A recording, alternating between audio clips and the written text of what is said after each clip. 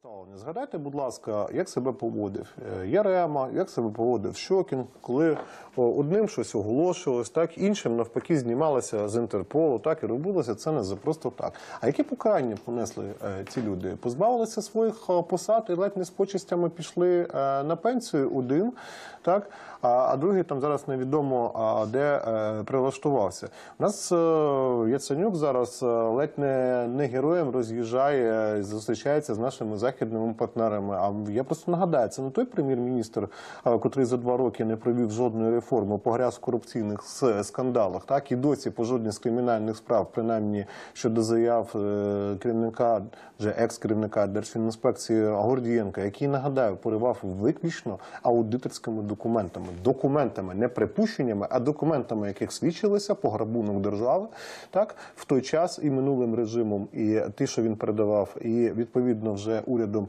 Яценюка на 7,5 мільярдів. Може наш бюджет побачить ці гроші?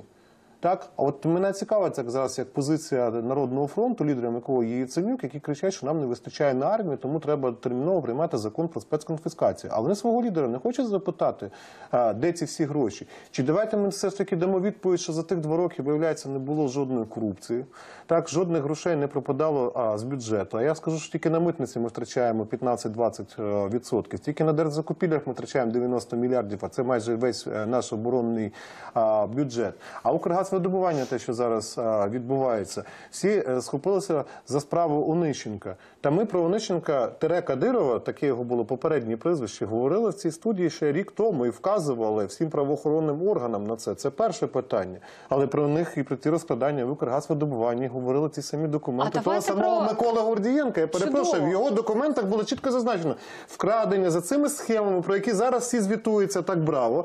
Рік тому Гордієнкові документи показували 3,2 мільярда кубометрів газу. Саме про це зараз йде мова. Що не в тих схемах Дмитра не тільки.